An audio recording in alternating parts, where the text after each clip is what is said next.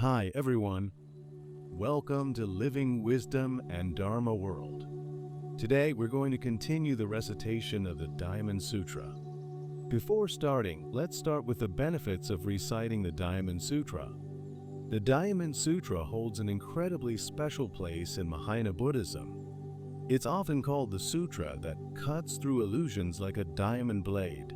For centuries, countless practitioners have believed that simply reading, reciting, or copying this sutra plants deep karmic seeds for enlightenment, purifies past negative karma, and brings about both worldly and spiritual benefits. In fact, the Buddha himself, within the sutra, emphasized that even reciting a single verse, even just understanding a single phrase, would generate merit greater than offering treasures, enough to fill countless universes to every Buddha. The benefits, both seen and unseen, ripple outward endlessly. When we talk about the benefits of engaging with the Diamond Sutra, we can point to a few major themes. It purifies karmic obstacles, protecting you from dangers and misfortunes. It sharpens your wisdom, helping you see through illusions. It brings you unexpected support in life, easing your path toward both success and inner peace. And ultimately, it creates the deep causes for you to realize true emptiness, the heart of Buddhist liberation. The simple act of reading or reciting the Diamond Sutra can truly change the course of your life. It clears away karmic darkness, opens channels of blessing, deepens your insight, and sets you firmly on the path toward enlightenment. Whether we look at a billionaire like Li Ka-shing, a beloved celebrity like Andy Lau, or a realized master like Shu Yan, we see that the Diamond Sutra's transformative power is not confined to any one kind of person. It is available to anyone willing to take it into their heart. Even a few minutes a day, even a few verses, can plant seeds of limitless benefit. Let's continue enjoying the Diamond Sutra. Chapter 17. All dharmas are non-dharmas. At that time, the Venerable Subhuti then asked the Buddha, "World-honored one, may I ask you a question again? If sons or daughters of a good family want to develop the highest, most fulfilled and awakened mind, if they wish to attain the highest perfect wisdom, what should they do to help quiet their drifting minds and master their thinking?" The Buddha replied, "Subhuti, a good son or daughter who wants to give rise to the highest, most fulfilled and awakened mind must create this resolved attitude of mind. I must help to lead all beings to the shore of awakening, but after these beings have become liberated, in truth I know that not even a single being has been liberated. Why is this so? If a disciple cherishes the idea of a self, a person, a living being, or a universal self, then that person is not an authentic disciple. Why? Because in fact there is no independently existing object of mind called the highest, most fulfilled, and awakened mind. What do you think, Subhuti? In ancient times, when the Buddha was living with Dipankara Buddha, did he attain anything called the highest, most fulfilled, and awakened mind? No, most honored one. According to what I understand from the teachings of the Buddha, there is no attaining of anything called the highest, most fulfilled, and awakened mind. The Buddha said, "You are correct, Subhuti. In fact, there does not exist any so-called highest, most fulfilled, and awakened mind that the Buddha attains. Because if there had been any such thing, Dipankara Buddha would not have predicted of me. In the future, you will come to be a Buddha known as the most honored one." This prediction was made because there is, in fact, nothing to be attained. Someone would be mistaken to say that the Buddha has attained the highest, most fulfilled, and awakened mind because there is no such thing as a highest, most fulfilled, or awakened mind to be attained. Subhuti, a comparison can be made with the idea of a large human body. What would you understand me to mean if I spoke of a large human body? I would understand that the Buddha was speaking of a large human body. not as an arbitrary conception of its being, but as a series of words only. I would understand that the words carried merely an imaginary meaning. When the Buddha speaks of a large human body, he uses the words only as words. Subhuti, it is just the same when a disciple speaks of liberating numberless sentient beings.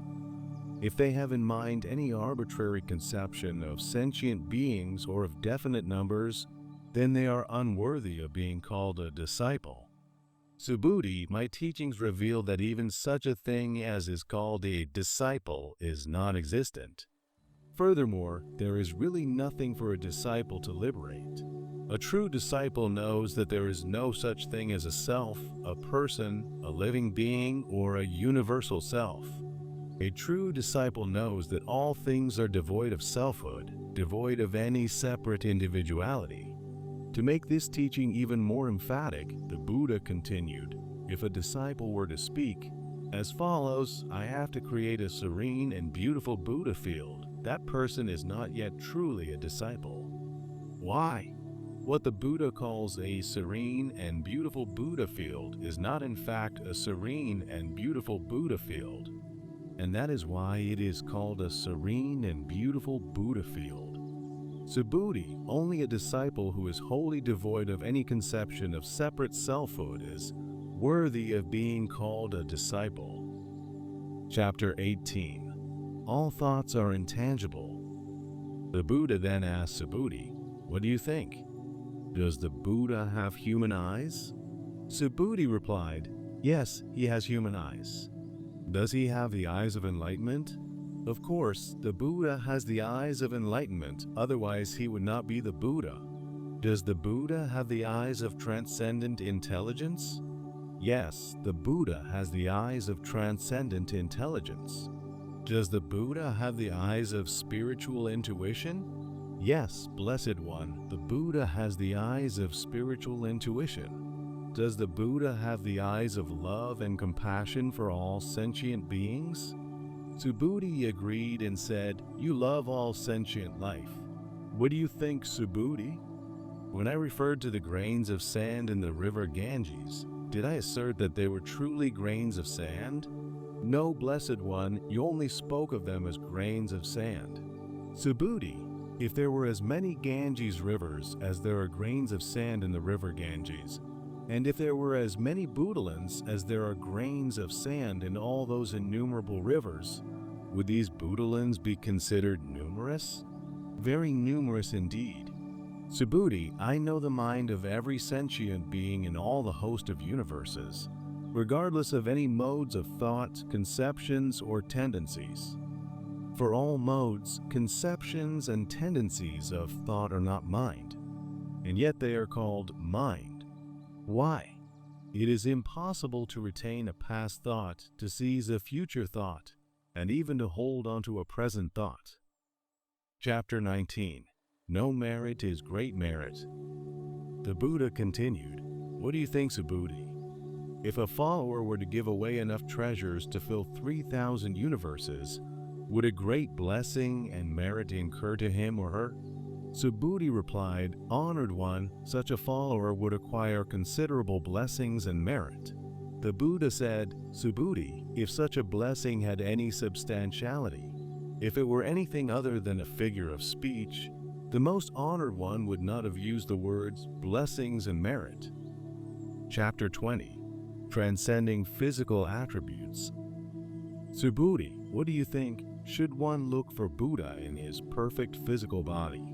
No, perfectly enlightened one should not look for Buddha in his perfect physical body. Why? The Buddha has said that the perfect physical body is not the perfect physical body. Therefore, it is called the perfect physical body. Subhuti, what do you think? Should one look for Buddha in all his perfect appearances? No, most honored one should not look for Buddha in all his perfect appearances. Why? The Buddha has said perfect appearances are not perfect appearances. Therefore, they are called perfect appearances.